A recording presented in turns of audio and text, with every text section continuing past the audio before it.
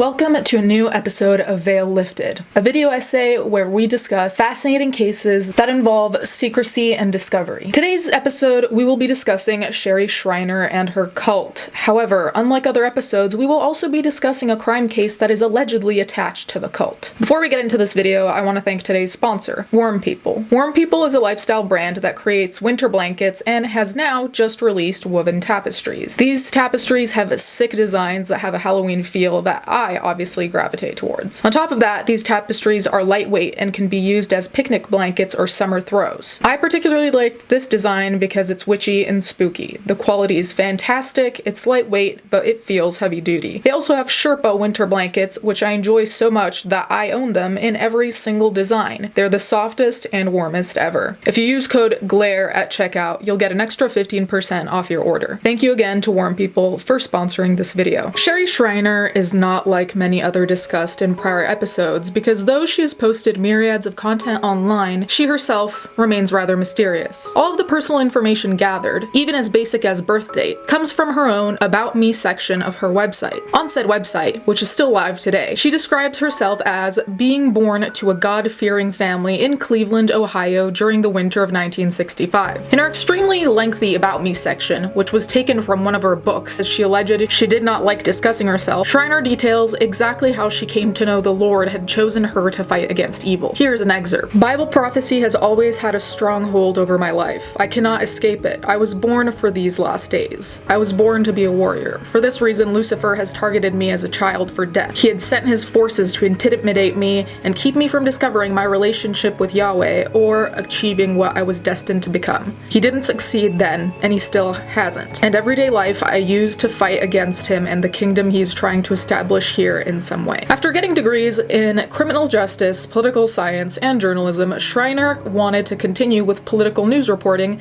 as she had been hosting radio shows all throughout college. However, this time she wanted to get to the next step, which was CNN. CNN did not hire Shriner due to a lack of experience, and soon the same evil entities that had plagued her during childhood were back. She briefly mentions on her website that she got married and had a child, but that is the extent of knowledge outside of her beliefs. She then decided to fully invest her time in researching, quote, spiritual warfare, hell, demons, Satan, end quote, and the end of times, which she has described as her favorite and major interest. When he revealed this to me in 2004, things began to make sense. For years, Yahweh would always tell me I reminded him of David. One day he said to me, "You remind me of your grandfather," and I asked which one, and he said David. When he said that, I was not just shocked. I was completely floored. I had seen royalty terms over my Bible code, but I had no idea I was related to King David. He told me to go into the codes and I would find it. Sure enough, I did. The codes also explained the boldness and lack of fear I had developed in fighting against Lucifer and his new world order. As my ancient grandfather, King David, fought the giants in his day without fear, I too stepped forward to fight against the giants these last days without fear. I'd come a long way from being a child who would hide under the blankets. In her What I Believe section on her website, she claims to believe in Yahushua is God in the flesh and goes as far as to say that the King James Version of the Bible, quote, purposely mistranslated the name of the Son of God from Yahushua to Jesus, and that this Jesus being taught in the majority of churches today is not Yahushua himself, but Satan. Towards the end of the section, she briefly mentions UFOs and the arrival of the Antichrist, along with claiming that Israel contains real and fake Jewish people, though she is a confirmed anti-Semite, as she believed all Jewish people were spawns of Satan. So far, a clear thread in the belief set of Shriner is enemies. The way in which she frames her role is aggressive and literally references war multiple times, where the enemies are often, if not exclusively, people or entities pretending to be something they're not. The concept of fakeness will continue to be a central element in her belief system, and as time went on, it may have gone too far. The interesting aspect with Shriner is, though she'd begun a cult, the belief set was hard to define, as an issue was taken with nearly everything. Nonetheless, Shriner began to broadcast online via her website, and even via YouTube and Patreon. Her Patreon tiers went up to $1,000, usually only promising a shout out in her video description along with some alleged exclusive content. It is unclear if it is still active today, as Sherry Shriner passed a few years ago. Even the police had difficulty in determining her death death and when it occurred, underlining how off the grid she truly was, but that will be discussed further later. Returning to discussing her cult. Contrary to the typical cult, the stereotypical one where people isolate themselves and practice their beliefs together, Shriner's was exclusively online. Interestingly too, she did not show herself. As of right now, there are only 2 photos of her to be found, and one is from a few decades ago, and the other extremely pixelated. This is atypical, as usually the cult leaders who want to be praised and treated like gods are consistently visible in some way, whether it's direct or via their website or scriptures. Instead, Shriner was a voice echoing through the internet, warning those who listened about the end times. Shriner's YouTube channel contains a variety of videos, some discussing current events, others compilations, and some were more like podcasts where she discussed the state of the world for half an hour or more. The YouTube channel is confusing in its own way due to the lack of consistency in content. For example, she took an interest in the case of Kanika Jenkins. One video was titled Murder or Accident, and then another video on Jenkins was titled Ritual Sacrifice Murder in Chicago. While it might not be surprising that Shriner saw a particular sort of evil in the Jenkins case, it seemed some videos were framed as open discussion while others were simply the same conclusions she always came to: aliens or Satan. Her YouTube page also features videos with discriminatory titles that often were clickbait. However, in the early 2000s, her conspiratorial yet somewhat religious content gained traction. The 20,000 subscribers she has on YouTube are likely in most part from back then. In fact, in 2002, a man named Stephen Mineo came across her content at the young age of 17 and would end up being a devoted follower for a decade and a half. Mineo's parents had divorced, and he had become estranged from his mother due to alleged poisoning of the mind by his father. However, to keep some form of contact with Mineo, his mother created a fake Facebook profile so she could interact with him and see what he was up to. In an episode of Deadly Cults, where she was interviewed, she said she began to see a shift in Mineo. She noticed he was becoming very religious in an unconventional way, and that's when she found out about Sherry Shriner. Once she researched Shriner's belief set, she became even more alarmed because it wasn't a religion. It was a cult, and a very extremely conspiratorial one at that. As her website mentioned, Shriner believed in aliens and Satan. As time went on, Shriner actually began to obsess over the concept of reptilians. She also mentioned clones, though it is unclear how different those were from reptilians in her point of view. Here is an excerpt of her discussing reptilians. Why not? It's in the background, it's in the foreground, it's everywhere around us. And you know what? I started a war back in 2004 against the reptiles that were dominating this country. And people thought I was crazy. They thought Oregon was nuts. But you know what? It's been the only thing that destroys reptiles. You know, you can sit on your couches or sit in church pews and hide all you want and act like if you ignore it, it doesn't exist, it'll go away. But that's not the way evil works. Evil works whether you want to believe it's there or not. Whether you want to do anything about it or not. You know, that's why the Lord said in the book of Psalms, who will stand up for me against my enemy? Because so many Christians just want to sit down and say, take care of my enemies, God. They sit and pray for him to take care of their enemies. And he's asking, who's going to stand up for me against mine? They're the standers and there's the sitters. And I'm not a sitter. I don't lead sitters. I lead people who want to stand up and fight against the Lord's enemies. In the clip, she refers to orgone, which in Shriner's version was essentially melted plastic with metal inside. This was supposedly a way to destroy, or at least keep away, reptilians. Her followers were such believers that they'd buy orgone for prices that were far too high considering the materials. However, one might say there is no value high enough to be placed on survival, and for many of her followers, that is what orgone represented. In fact, today, for $100, an Etsy seller has created, quote, authentic Sherry Shriner style orgone. In her podcast style videos, it's significant to note that though she often has a clear beginning point of entry into a topic, the conversation quickly twists and turns into what sound more like ramblings or rants rather than organized arguments that connect to each other. Prior, when reading her About Me section, codes were referenced. Codes consistently remained one of Shriner's points of fixation, from decoding the Bible to the daily news. Here's an excerpt discussing codes.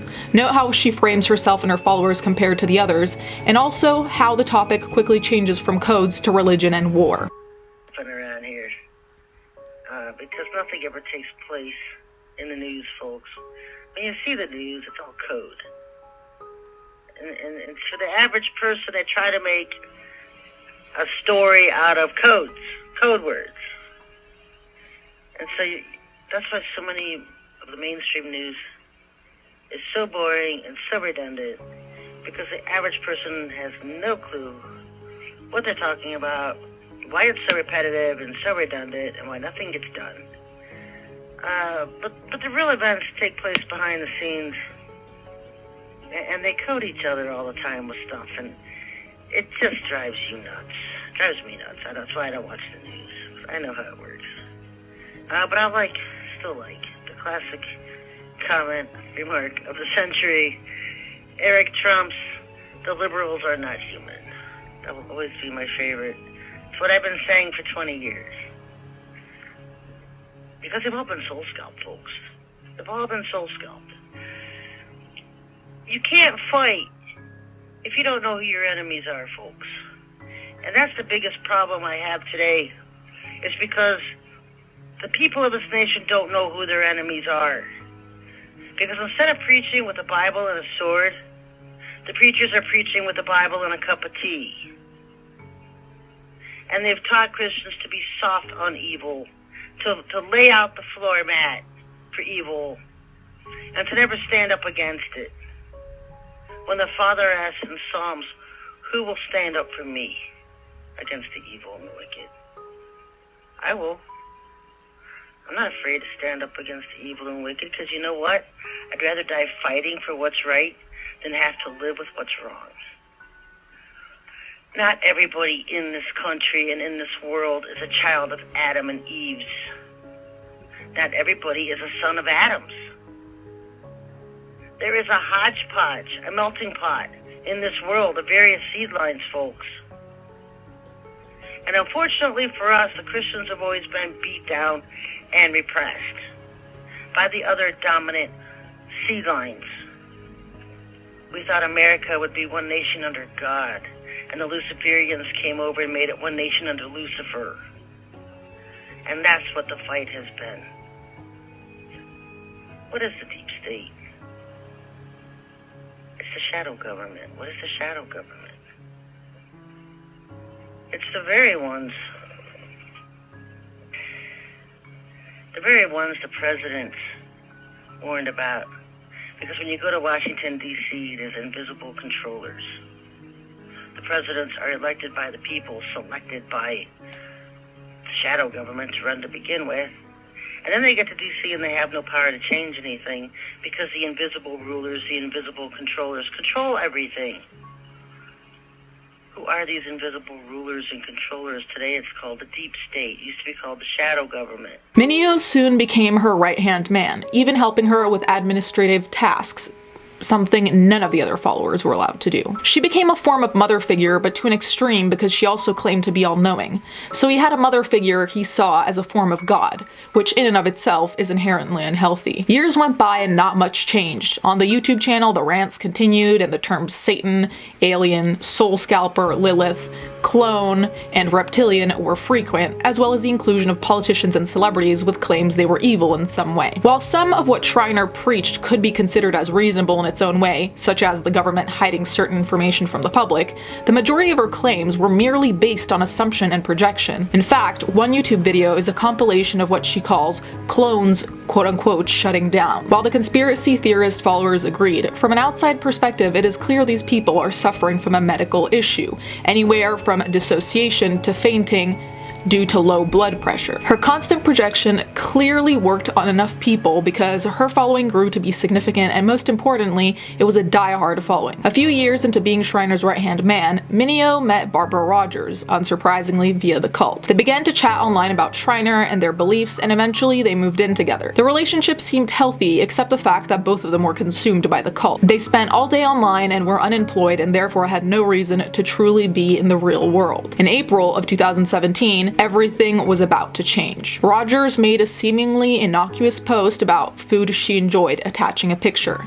The picture was of steak tartare. This simple action would cause an unbelievable level of devastation. Shriner then accused Rogers of being a reptilian because the image, to her, implied that Rogers liked drinking blood, and that meant she was a vampire and a succubus as well as a witch. To an outsider, these accusations might seem comical. However, inside the cult, these were the worst, especially since Schreiner consistently and aggressively pushed the us against the enemy narrative. Being any of the things she called Rogers effectively made her an automatic enemy. Schreiner did not approve of the relationship even prior to this photo posting, though. Likely, she did not want someone else to influence her right-hand man. It could be dangerous and change his belief in her teachings. And that is exactly what happened. A friend of Mineo confirmed that he had begun to question aspects of their so-called religion. This began with Orgon. Rogers didn't believe in everything Schreiner preached, and she did not believe the Orgon was anything more than a paperweight. Mineo went as far as making YouTube videos calling Schreiner out and saying those in the cult were mentally sick. As you might imagine, the extremely fiery followers were quick to attack Mineo. However, these attacks were not limited to typical online hate comments. Some of the followers sent Mineo pictures of where he lived along with threats. Understandably, this was troubling to Rogers, who thought they should up and leave. The effects of these threats alone was massively traumatic to Mineo. But on top of that, he was now also having an existential crisis because the belief system he ascribed to for 15 years fell apart right in front of him. The woman who was like a mother and god to him saw him as an enemy, and as she said, the enemies went to hell. All of these factors put together resulted in a deep turmoil for Mineo. According to Rogers, this led Mineo to lose his will to live, which would be understandable after such trauma. However, Rogers' account is to be taken with a grain of salt because of her actions in the early hours of July 15, 2017. Rogers shot Mineo in the head, execution style, as he sat on the floor, and she stood. In the 911 call, Rogers claimed that Mineo had handed her the gun and asked her to pull the trigger. She claimed his hands were on the gun as well. Then they weren't. Then she said she didn't mean to pull the trigger, but then she said she did it on purpose. Initially, she had also lied about the fact that he was sitting. They were both standing. However, based on how the body was positioned and the bullet trajectory and the bullet wound shape on the forehead, everything indicated towards the fact that he was sitting. It was clear the gun was also held at an angle that made it so the barrel wasn't entirely pressed to his forehead. The bottom wasn't touching him, indicating she was standing. These lies seemed so unimportant and minute compared to the bigger question of why she pulled the trigger. This question remains mostly without answer, though one can refer back to her claim that he had lost his will to live. Perhaps she shot him under pressure, or perhaps because she thought he'd never be happy again. In the end, the jury did not believe in any version of reality where Rogers would be innocent, and she was convicted of murder in the 3rd degree. While there is no way to know, and it would be unfair to assume that Schreiner's cult was at any level at fault for the death of Mineo, it cannot be ignored as it was such a central part of his life for almost half of his life. Between his involvement, his relationship with Schreiner, and the timing of his schism and subsequent death, it cannot be denied that it might have played some role. In fact, the police tracked down Schreiner in order to talk to her and gain more information to determine what occurred and why. Schreiner actually agreed to meet with the police in person. However, after follow-up emails or calls, Schreiner disappeared. She no longer responded. It turned out Schreiner had died by natural causes less than a year after Mineo. In this way, the only other person who could contribute to the picture was gone. All that is left is Rogers' account, unfortunately. As previously stated, Mineo's death cannot be put on the cult entirely or perhaps at all, but it is important to acknowledge the toxicity of Schreiner's teachings. Cults, by definition, are toxic, but in this specific case, since everything was online, it's different. The difference lies in the fact that contrary to stereotypes of people physically forcing others to do things in their cult, here the manipulation, the indoctrination, the delusion is all virtual, and that serves to show that the cult stereotype can be dangerous in its own way because some online have a false sense of security when deciding to follow a so-called religion or movement. The reality is, in today's world, far more than in the early 2000s when Schreiner began her cult, everyone is online, and therefore the stereotype of cults will start changing as more of them appear online and as more people begin to talk about them. This case to me is so utterly bizarre, and even writing this script was kind of a mess simply because there is so much going on, and yet so much is unclear or repetitive or simply just too much to wrap your own brain around. I personally think that Rogers is lying for the most part about what exactly was going on with Mineo, because if I put myself in the position of someone giving me a gun and telling me pull the trigger, pull the trigger, pull the trigger, I still wouldn't pull the trigger. And granted, I wasn't in that situation, so I don't know what that's like, but there's something about Rogers that doesn't convince me. I definitely don't think she's innocent, but I do think there's more to the story. I guess we'll just never know that, and that's the true frustrating thing here, is that there isn't really gonna be any level of closure. At least I don't really get much closure from this. Also because Schreiner passed shortly after Mineo, so the only other person who had some kind of insight is gone. In terms of Schreiner's beliefs, I find it interesting because most of the time I've seen cults that are exclusively religious or exclusively are about kind of paranormal type entities. So the fact that she put the two together is very confusing to me, also because she is anti-Semitic. She has made racist comments, so there are a lot of things that don't even align with biblical, I guess, rules. I think the thing that makes Shriner so interesting to me is the fact that she was so convinced that there was something going on with everything. Like, every minute thing was in some way reptilian, in some way a clone, in some way alien, witch, succubus. And also, I find it interesting that there were these different levels of, I guess, enemy. Who's the worst enemy? Like a reptilian? Where's the succubus lie? You know, like, it makes you ask all these questions that have just no answers, because she uses so many words so interchangeably, which is also what is frustrating about Shriner's cult, because even on her website, it doesn't really explain how UFOs are part of this or how reptilians are part of this. There's just information thrown at you so much that you just kind of don't even know to react. Kind of like when someone sends you walls and walls of text and you don't even know what to respond to first. That's how I feel about Shriner and her cult. And frankly, I find it alarming how conspiratorial it was, because sure, there are conspiracy theories that even I might believe in, but the level to which these were was scary, mainly because they're the type of theories that change your entire perspective in a negative way. I think in the end, this cult was obviously toxic, but I think the scarier thing is how many people were agreeing with what Shriner was saying or could find value in what she was saying. And I'm not saying every single thing she said was garbage and to be dismissed, but a lot of it was ramblings with no evidence aside from, you know, what God told her and the codes she was reading, which in and of itself is like a doctored experiment, you know, because if you look into something wanting to find thing X, you can find thing X. You can force things to be there, you know what I mean? Anyways, guys, you can let me know what you think in the comments down below. Thank you for watching. Thank you to my patrons as always, and I'll catch you guys next time.